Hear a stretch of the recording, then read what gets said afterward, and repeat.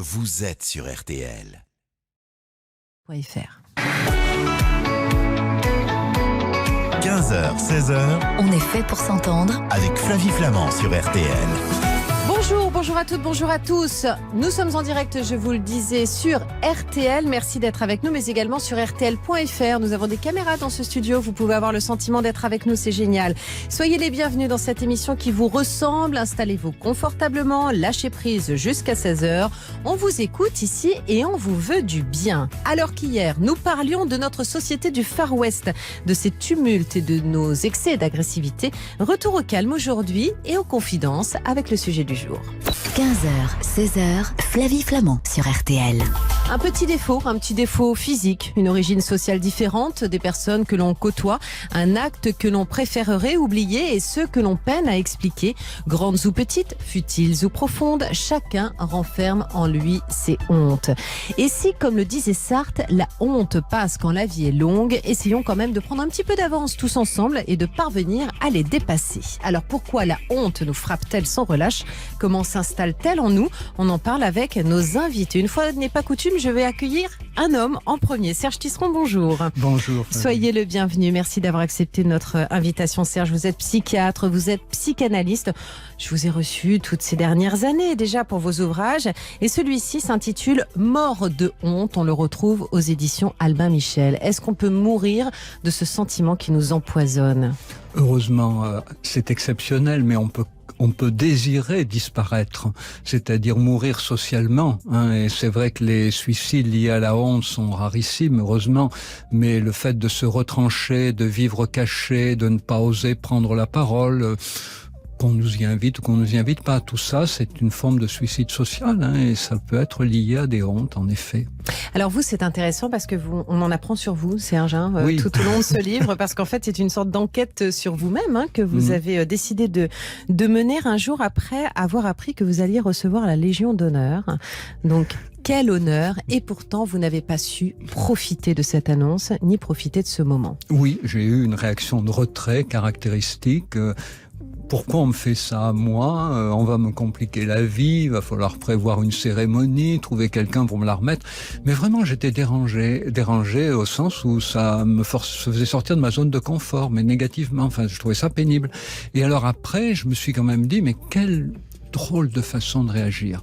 Et ça, c'est d'ailleurs la première leçon que je veux donner dans mon livre, c'est que lorsqu'on a comme ça une réaction complètement paradoxale, où les gens vous disent, mais pourquoi tu réagis comme ça ? Mais tant d'autres gens réagiraient différemment de toi. Quand notre entourage nous dit ça, ce qu'il n'a pas manqué de me dire, d'ailleurs mon entourage, eh bien, l'important c'est de s'interroger, de se dire, ah ben oui, ça c'est vraiment une réaction qui me concerne moi intimement.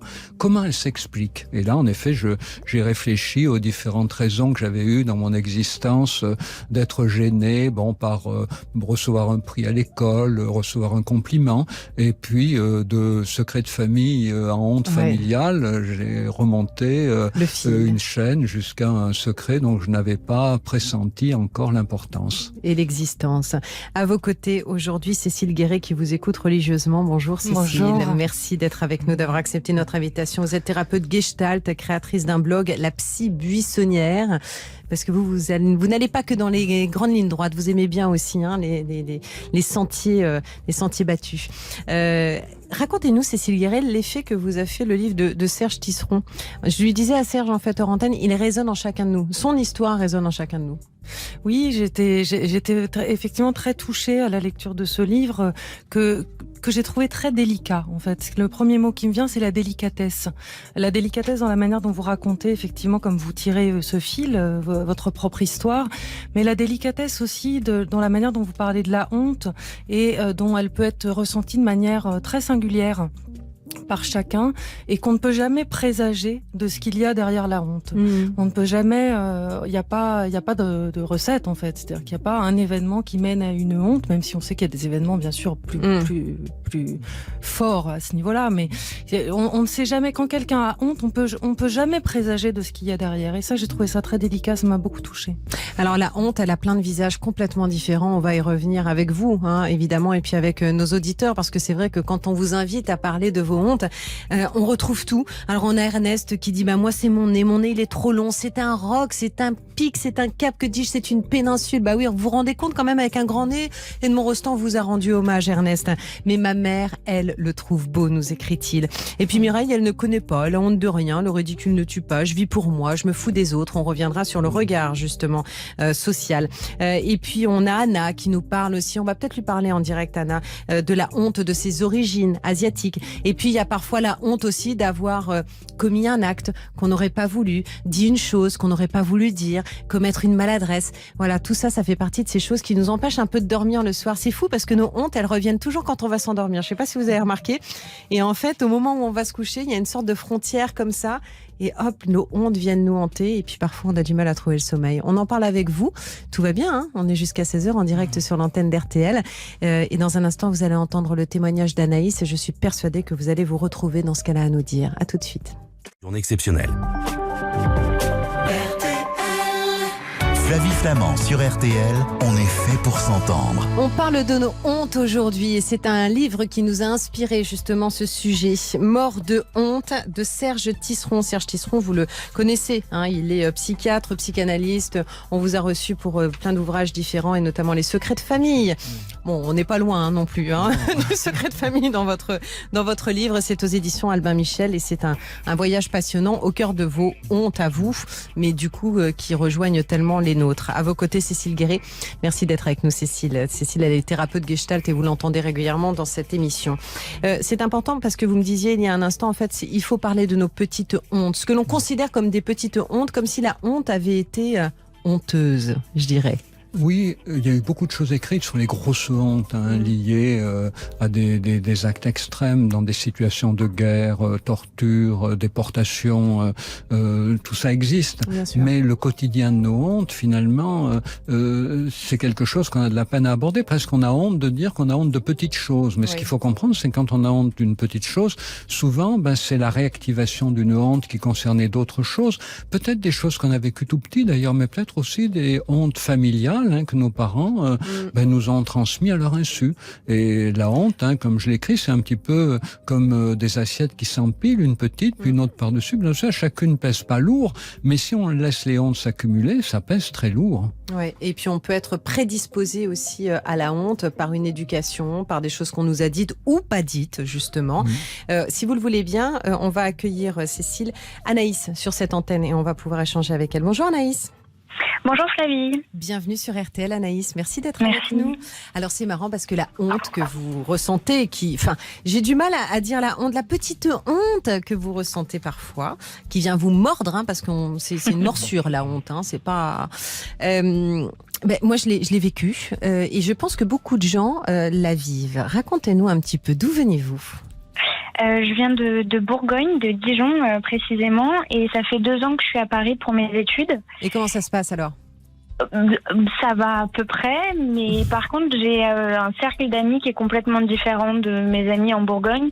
Je fréquente que des gens qui ont beaucoup d'activités culturelles, ils vont au théâtre, ils vont voir des expos, ils sont toujours au cinéma et moi, j'ai pas forcément envie de ça, ou en tout cas, j'arrive pas à y aller aussi régulièrement qu'eux. Ils parlent tout le temps d'artistes que je connais pas ou d'un film que j'ai jamais vu, et je me sens un peu en décalage, un peu à côté de la plaque, et ça me fait honte.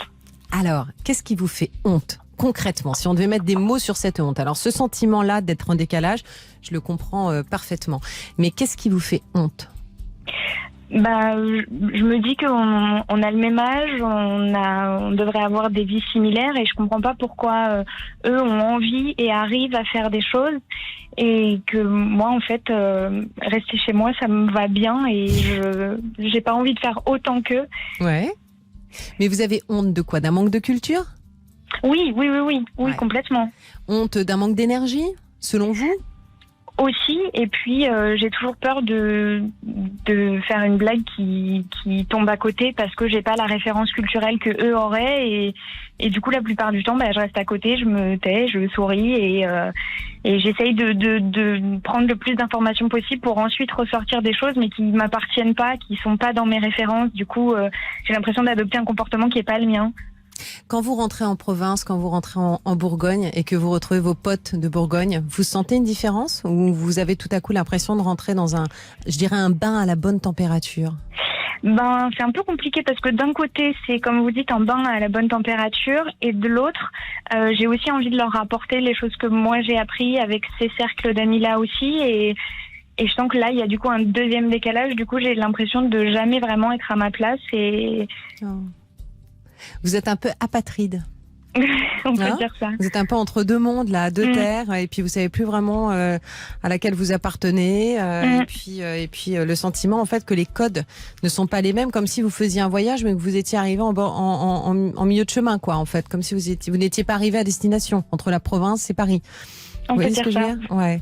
Mais on l'a tous vécu, Anaïs. Moi, quand je suis arrivée à Paris, mais je me sentais tellement, et alors je le dis à tous ceux qui nous écoutent en province, je suis une provinciale, donc j'aime la province, j'aime la campagne, mais j'avais la complexité, le complexe de la province, alors que je revendiquais mes origines provinciales, mais j'avais effectivement ce sentiment qu'on n'avait pas du tout été élevé de la même façon et que moi j'avais un train de retard.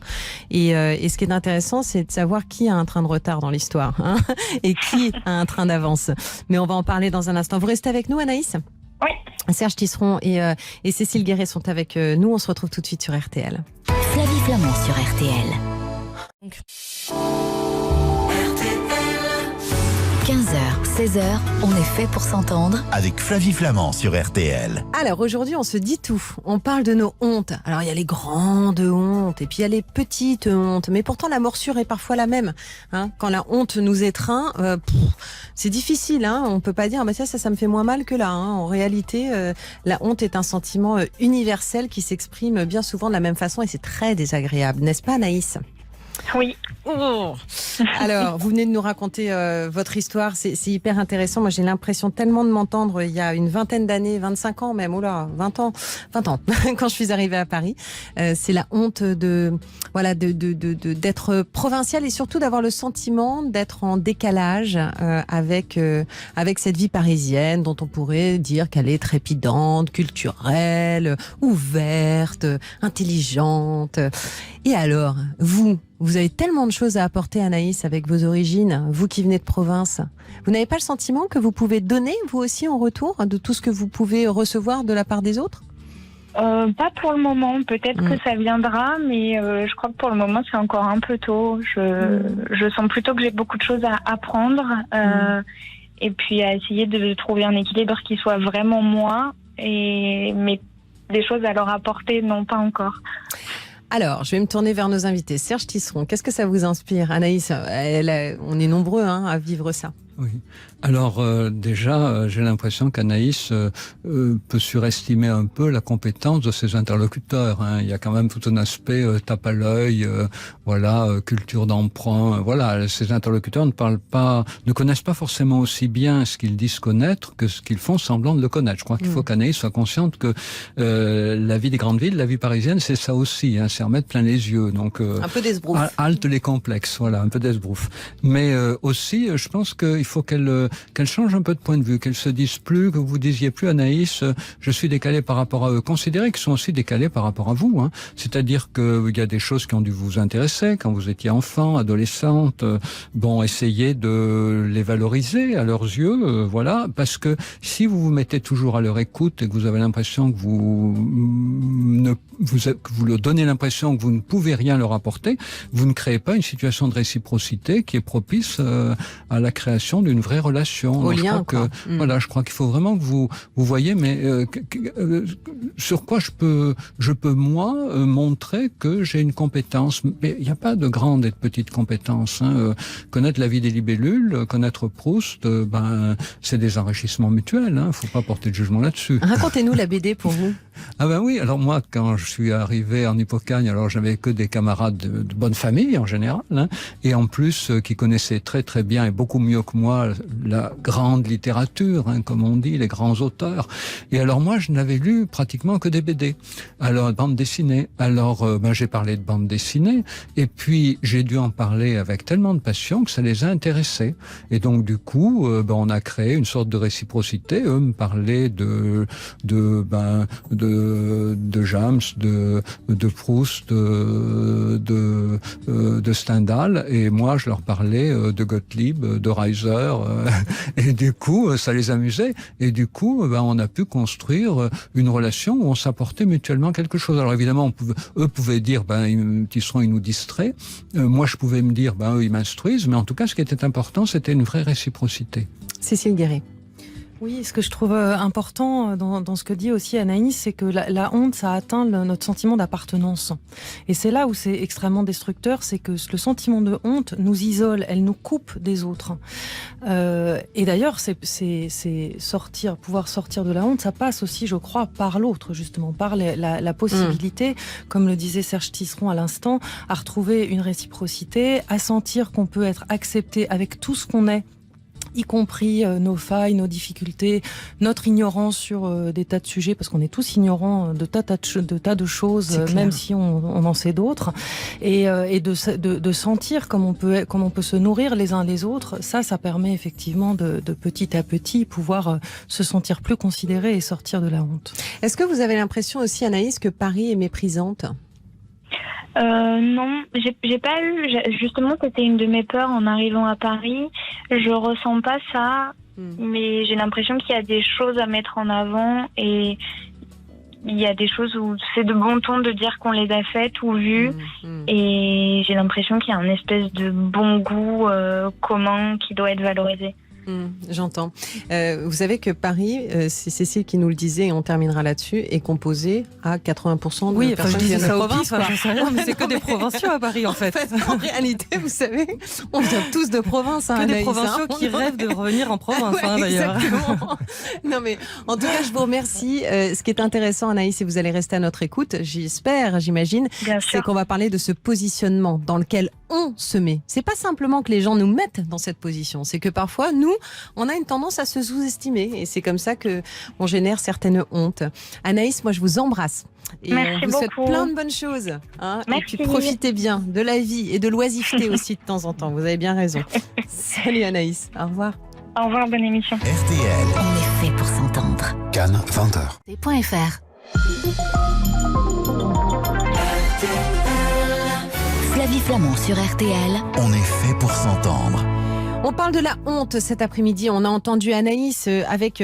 Anaïs, elle était super touchante et tellement honnête. C'est pas facile de dire j'ai honte. En plus, Cécile Guéret, c'est une sorte d'aveu.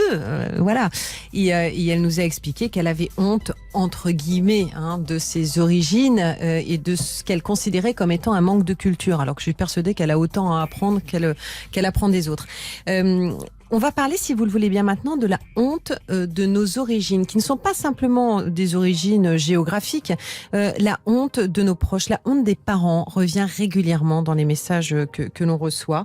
Lorsque l'on était enfant, parfois nos parents ont eu des comportements qui nous mettaient dans une position de honte. Serge Tisserand, vous l'avez vécu, vous ?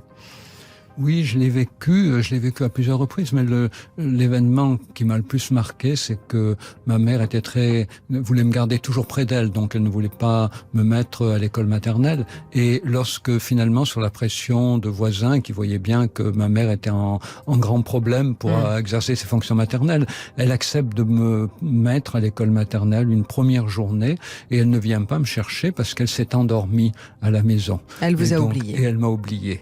Voilà, et c'est absolument abominable. Et lorsqu'elle vient, elle vient en souriant, comme si rien ne s'était passé. À l'époque, il n'y a pas de téléphone mobile, il faut rappeler ça. Donc la directrice me garde tout seul dans l'école fermée, jusqu'à ce que ma mère, avec 1h30, 2 heures de retard, vienne me chercher avec un grand sourire. Et là, oui, un sentiment terrible de honte pour elle, d'une honte qu'elle n'a pas. Elle ne semble pas se rendre compte de ce qu'elle fait, c'est ce que je me dis tout petit. Et là, j'ai une réaction très vive. Je me dis, il faut que je me protège. Si ça arrive comme ça peut arriver d'autres fois. Il faut vraiment que je me protège d'une mère pareille. Je fais un pas de côté. Je me dis, essayons de ne pas être trop sensible à ce qu'elle me fait vivre. Donc, vous voyez, c'est à la fois un événement terrible, mais en même temps, un signal d'alarme pour apprendre à me protéger d'un vrai danger, qui était les attitudes étranges et souvent pas du tout maternelles de la dame qui était en principe ma mère. faire. Voilà. Ouais, cette honte, comme le dit Serge Tisseron, Cécile Guéret, c'est un signal que l'on a souvent enfant. Il nous est arrivé peut-être, alors je dirais à tous, je ne sais pas, mais enfin moi ça m'est arrivé effectivement d'être dans cette position et de me dire mais c'est fou parce que ce qui se passe en face de moi n'est pas normal, d'avoir honte pour les autres, que la honte n'effleurait pas du tout. C'est difficile pour un enfant de se construire dans oui, c'est très difficile parce que ça parle là encore de notre appartenance, c'est-à-dire de quelle manière on se sent appartenir à cette famille, de quelle manière on est différent, soit parce qu'on est désigné comme différent, soit parce qu'on se sent différent. Par exemple, avoir honte de parents qui ont des valeurs qui ne sont pas les nôtres, même petits, on peut tout à fait se rendre compte qu'on n'a pas les mêmes valeurs que ses parents. Qui boivent. Voilà, ou qui ont des propos qui sont pas ceux qui sont les nôtres, mais ça peut arriver même tout petit, on peut vraiment sentir ça. Hein. Par exemple, j'ai en tête, par exemple, quelqu'un qui me racontait que ses parents maltraitaient les animaux. Et tout petit, lui, il a bien senti que ça, c'était un truc, c'était pas possible pour lui. Sauf qu'il ne pouvait pas encore mettre les mots sur ces questions-là. Donc ça, effectivement, c'est un signal d'alarme pour soi. Ce qui est très difficile, c'est que on court le risque, à ce moment-là, d'être mis au banc de la famille, en fait. C'est-à-dire qu'on court le risque de se désaffilier. Et ça, c'est extrêmement difficile pour l'enfant, mais même pour l'adulte. Il y a énormément d'adultes qui continuent à subir des choses qui peuvent les mettre dans la honte, même par procuration, parce que c'est trop difficile pour eux de s'écarter. Ils risqueraient trop d'être exclus, d'être bannis ou d'être répudiés. Et puis un enfant doit vivre avec ces hontes-là jusqu'au moment où il peut s'affranchir. C'est exactement ce que nous dit Cécile Guéret. C'est le sentiment qui a été le vôtre aussi, Serge Tisseron ? Oui, vous voyez, dans cette histoire que j'ai évoquée, puis comme dit Cécile, ce qu'il faut comprendre, c'est que la honte, le sentiment de honte, c'est pas forcément quelque chose de tragique, c'est quelque chose de douloureux, mais il faut voir aussi que dans ce sentiment de honte, il y a l'aspect qu'on a évoqué, signal d'alarme, c'est le clignotant rouge. Il y a une ligne qui a été franchie. Et la honte signale que cette ligne qui a été franchie, qui est une ligne qui correspond pas à nos valeurs, qui marginalise. Voilà, une mère ne s'endort pas quand elle amène son enfant à l'école. Un vrai humain ne persécute pas les animaux. Un conjoint ne peut pas. Oui, c'est vrai. Vous avez raison. Un mari ne maltraite pas sa femme. Voilà. Et donc une mère ne maltraite pas son enfant par plaisir. Voilà. Et donc du coup, la honte pour l'autre, c'est vraiment, voyez, un réflexe sauveteur. C'est pas du tout quelque chose qui nous marginaliserait. Alors effectivement, on peut avoir l'impression qu'à partir de là, on est différent de sa famille, mais différent. Mais en même temps, c'est valorisant. Je ne suis pas comme eux.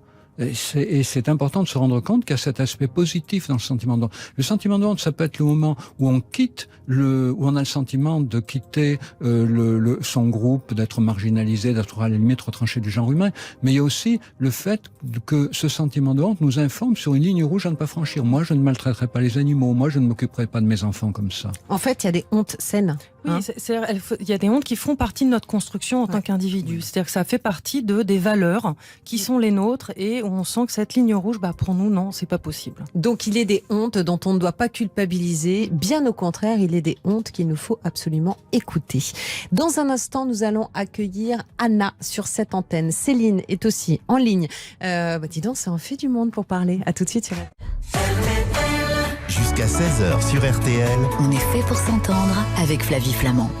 Anna, vous êtes en ligne avec nous pour parler de nos hontes. Bonjour. Bonjour Anna, merci. Vous êtes écoutée par nos auditeurs, mais également par Serge Tisseron et Cécile Guéret qui sont nos invités. Vous nous avez laissé un message qui m'a parlé et qui m'a touchée. J'étais une enfant asiatique adoptée.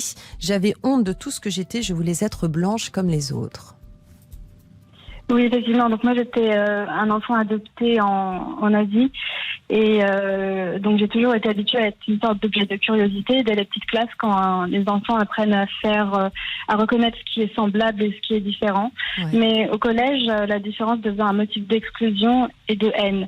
Par exemple, on pouvait me dire mangeuse de chiens et toutes les remarques racistes qu'on peut imaginer, ainsi que les sévices civiques les sévices physiques qu'on peut infliger en cas de harcèlement scolaire. Et franchement, être moi, c'était une honte et je le vivais comme une dégradation. Je voulais vraiment être considérée comme une vraie Française et être blanche comme tout le monde. Alors, vous vouliez être blanche, vous vouliez avoir des cheveux blonds, vous vouliez être l'opposé de ce que vous étiez. Moi, j'ai toujours rêvé d'avoir un style espagnol avec des cheveux. Non, mais je vous assure, j'ai toujours rêvé d'avoir des cheveux noirs bouclés et le teint mat. Alors, vous voyez, comme quoi, c'est un peu raté aussi de ce côté-là. Mais et alors, Serge Tisseron adorait avoir des cheveux. Donc, vous voyez, à un moment donné. Non, mais c'est intéressant, Anna, parce que quand on grandit avec ce sentiment de honte d'être soi, c'est quand même quelque chose d'une violence inouïe. Et c'est une violence qu'on nous inflige. C'est ce que vous venez de nous expliquer à travers le harcèlement, mais c'est une violence que vous vous êtes infligée aussi. C'est terrible, bien en fait, hein, Cécile Guéret. C'est du quand on se dit bonjour dans le miroir le matin et qu'on aimerait voir un autre reflet. Mais oui, mais pauvre petite Anna. C'est ça qui est terrible. L'histoire d'Anna est aussi assez caractéristique du retournement de la honte sur la victime. Oui, c'est comme les femmes qui ont été agressées et c'est parce qu'elles étaient trop habillées de manière trop aguicheuse ou le salarié en burn-out, c'est de sa faute parce qu'il était trop fragile alors que rien à voir avec la pression qu'on lui met sur le dos. Voilà, donc c'est un retournement, un mécanisme de retournement où la honte est portée sur la victime qui est le responsable parce qu'il est trop fragile ou parce qu'il n'est pas semblable aux autres. Et parce que c'est lui qui génère en plus ça, quoi. Oui, et donc du coup il se retrouve à tout porter, cette souffrance et en plus la honte de la souffrance qu'il a vécue. Serge Tisseron. Oui, ce qu'il faut bien que vous compreniez, Anna, c'est que vous savez, il y a des personnes mal intentionnées qui cherchent des victimes. Or, il y a des victimes qui se désignent elles-mêmes à la victimisation. Ce sont les personnes qui paraissent un peu gênées, un peu empruntées. Bref, que des gens qui ont honte avant même qu'on leur fasse honte. Si vous vous présentez aux autres de manière déjà gênée par votre apparence, par votre identité, eh bien, très vite, évidemment, c'est remarqué par vos interlocuteurs. Et très vite, eh bien, vous risquez de devenir la victime toute désignée, le bouc émissaire. Donc c'est vraiment important que vous appreniez à vous affirmer sans gêne, sans complexe, et je pense que ça va modifier l'attitude de vos interlocuteurs. Alors peut-être qu'ils vont reporter leurs sévices sur d'autres, hein, voilà. Si aucune victime ne s'est jamais malmenée sans protester immédiatement, je pense que les choses tourneraient autrement, hein, parce que les agresseurs seraient obligés de faire avec les réactions rapides de leurs victimes, et donc les victimes n'entreraient plus dans un cercle vicieux terrible dans lequel se laisser victimiser un peu, c'est se désigner comme pouvant être victimisé beaucoup plus. Cécile Guéret, rapidement. Oui, j'ajouterais juste que le racisme, en l'occurrence, c'est un délit, hein, c'est réprimé par la loi, donc il y a aussi des choses à remettre très concrètement, hein, c'est-à-dire que voilà, c'est juste interdit. Néanmoins, ça a des effets, des dommages collatéraux, et on l'entend à travers votre témoignage, Anna. Je sais que vous parlez beaucoup avec votre thérapeute, hein, vous nous l'avez écrit, donc tout ça doit vous aider, évidemment. Et vous venez de placer vraiment la honte vraiment là où elle doit être vous concernant, en tout cas, c'est-à-dire à un moment donné, c'est la honte d'être victime du racisme, ce qui effectivement, comme vous le disiez, est un délit. Très rapidement, Cécile Guéret. Oui, très rapidement. Je disais juste ça pour préciser, parce que dans la honte aussi, il y a du flou, c'est-à-dire qu'on ne sait plus qui est la victime, qui est l'agresseur, on porte tout sur nos épaules, et pouvoir remettre un petit peu les choses à leur place, c'est-à-dire dire qui a fait quoi, dans quel cadre, ce qui est permis ou ce qui est interdit, ça met aussi des bornes et ça permet de se dégager de la honte. Anna, le temps file, je vous embrasse. Merci beaucoup à vous d'être intervenue. Prenez soin de vous, à bientôt sur RTL. On est fait pour s'entendre. Flavie Flamand sur RTL. 15h, 16h. On est fait pour s'entendre. Avec Flavie Flamand sur RTL. On accueille tout de suite Céline sur cette antenne. Merci pour votre patience, Céline. Soyez la bienvenue. Merci, bonjour à tout le monde. Bonjour à vous, Serge Tisseron, Cécile Guéret vous écoute. Vous nous avez écrit « J'ai honte de ma réussite ». Oui. Pourquoi ? Un de mes premiers souvenirs d'enfance quand j'étais au collège, c'est d'avoir eu mon dessin d'affiché dans la salle devant tout le monde et d'avoir une fille de la classe qui m'a dit « Oui, mais bon, de toute façon, c'est normal, ta mère est prof ». Et où au final, du coup, on commence à avoir un petit peu honte de se faire remarquer, j'allais dire. Voilà. Vous nous avez écrit, je pense que c'est à cause des petites phrases du genre « Surtout, tu n'affiches pas ta réussite devant tes frères. Surtout, tu ne dis pas que tu as changé de voiture. Surtout, tu ne parles pas de tes dernières vacances. » Oui, voilà. C'est un petit peu ce genre de choses. Mais c'est une réussite dans la famille, en fait. Oui, je pense qu'à la base, on a tous les mêmes chances de s'en sortir. Et puis après, il y a ceux qui choisissent de regarder notre côté soleil, et puis les autres, non. Et moi, j'ai fait le choix D'avancer. de vivre un petit peu, d'avancer, d'évoluer, de me donner les moyens, mais de mettre les choses en action pour que ça puisse fonctionner comme j'en ai envie. Est-ce que je peux vous demander qui vous dit ces phrases ? C'est, vous savez, les amis d'enfance, la famille, les gens les plus proches de vous, on va dire ça comme ça. Ouais. C'est intéressant parce que dans ces phrases-là, il y a une façon parfois aussi de ramener l'autre à son climat ou milieu d'origine qui n'est pas moins bien, hein, mais de dire n'affiche pas que tu as réussi ou n'affiche pas que tu as une belle voiture, c'est une façon de dire reste dans notre camp en fait, hein, tu ne t'es pas élevé. Vous voyez ce que je veux dire ? C'est parfois une réaction hyper à la fois culpabilisante et en même temps qui dénote un vrai complexe aussi parfois d'infériorité. Oui, et comme disait votre invité tout à l'heure, on se sent un peu exclu du clan, en fait. Mais oui, bien sûr. Vous en souffrez de ça, Céline ? Vous obtempérez quand on vous demande justement de retourner votre sac à main parce qu'il y a une marque qui est apparente et que il ne faudrait pas qu'on voit ? Je suis une grande fan de chaussures. J'ai quelques paires de chaussures à talons que je ne porte jamais parce que je ne veux surtout pas me faire remarquer. Ah là. Ouais, donc c'est quand même... Ouais, c'est le regard. D'un côté, je pense avoir dépassé certaines choses. Surtout quand on dit mais non, t'interprètes, on n'a jamais dit ça, enfin voilà. Ouais. Et puis d'un autre côté, ça vous touche suffisamment pour au quotidien vous empêcher des petites choses. Voilà. Oui. Et puis des petits plaisirs. S'acheter une petite robe que de toute façon on ne portera jamais parce qu'on a peur de se faire remarquer. Ouais. Oh là là, ça colle à la peau quand même, hein, ces petites phrases qu'on nous dit, Cécile Guéret, et puis qui viennent comme ça, comme une sorte de litanie là, qui nous empêche de profiter de nos plaisirs. Oui, ça colle à la peau. Ça, effectivement, c'est des petites phrases qui tournent, dans lesquelles on a grandi, en fait, on a baigné. Et c'est intéressant de se poser la question de savoir cette petite phrase aujourd'hui, qu'est-ce que j'en fais ? Est-ce qu'elle parle de moi encore aujourd'hui ? Ou est-ce que ça parle qu'elle des parle autres ? de ma famille ?